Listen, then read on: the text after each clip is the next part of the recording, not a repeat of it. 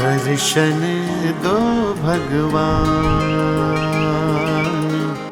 दर्शन दो भगवान।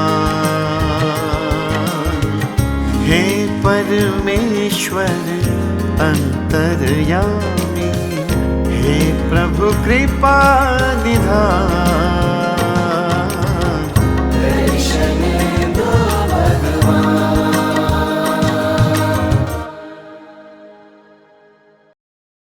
हमारी संस्कृति, हमारे संस्कार सदा रहें हमारे साथ। सब्सक्राइब करें तिलक।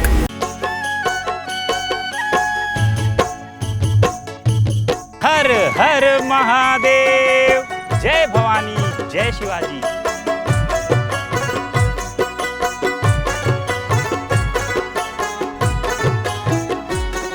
तिलक दर्शन की तीर्थ यात्रा की इस कड़ी में हम पहुंच गए हैं महाराष्ट्र के तुलजापुर की गोद में और मां भवानी के चरणों में।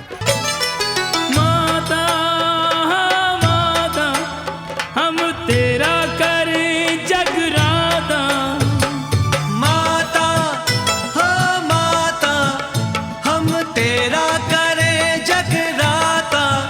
नवरात्रि का शुभ आगमन हमें पागल बनाता। जय भवानी।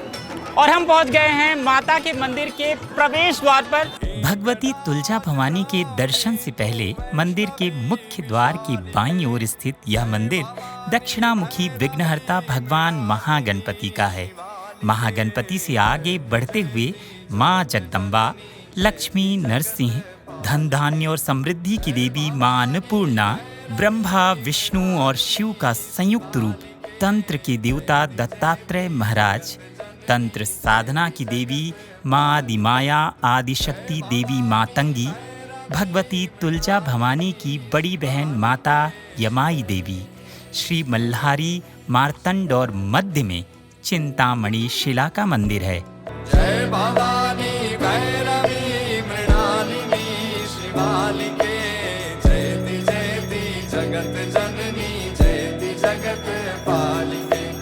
जय भवानी भैरवी मृणालिनी शिवालिके। माँ भवानी ने श्री राम प्रभु चंद्र जी को वनवास के समय परीक्षा लेने की ठान ली और उस वक्त हमारे यहाँ जो घाटशिल है वहाँ पे माता ने एक वृद्ध महिला का रूप लेके राम जी की परीक्षा लेने के ठान लिया और माँ वृद्ध महिला का रूप लेके बैठी। लेकिन जब माँ लक्ष्मण और राम जी आए थे तब राम जी ने माता को पहचान लिया। उस वक्त राम जी के प्रभु के मुख से जो वाणी निकली, तुम क्यों आई थे, तू काई थे, यानी कि तुकाई यानी कि तू क्यों थे, म्हणून तुकाई का नाम तुलजा भवानी को दिया जाता है। सामान्यतः जब आप माँ आदिशक्ति के किसी भी स्वरूप के दर्शन करने के लिए जाते हैं तो माँ पर्वतों में, ऊंचे स्थानों में निवास करती हैं, वहाँ वो विराजमान होती हैं। लेकिन जब आप तुलजापुर में आते हैं तो माँ तुलजा भवानी यहाँ पर पर्वत की तलहटी पे विराजमान हैं। और इस क्षेत्र को दंडकारण्य भी कहा जाता है। भगवान राम जब वनवास के दौरान यहाँ से गुजरे थे, माता सीता की तलाश कर रहे थे, तब माँ आदिशक्ति माता सीता के स्वरूप में भगवान राम के सामने आ गई थी उन्हें भ्रमित करने के लिए। लेकिन भगवान राम तो राम ही हैं, वो माता को पहचान गए और उन्होंने कहा, माँ आप। तब माता ने भगवान राम को आशीर्वाद दिया और बताया कि माता सीता किस दिशा में उन्हें मिलेंगी।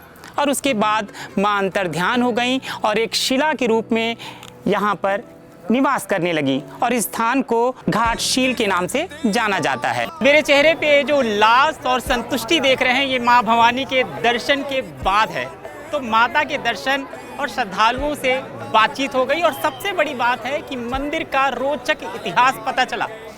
मुझे तो बहुत मज़ा आया, आपको भी आया ही होगा। तो अब आप क्या कर रहे हैं, बनाइए योजना और आइए माता के दरबार में।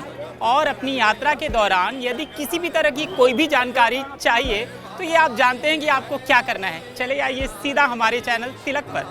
हर हर महादेव, जय भवानी, जय शिवाजी।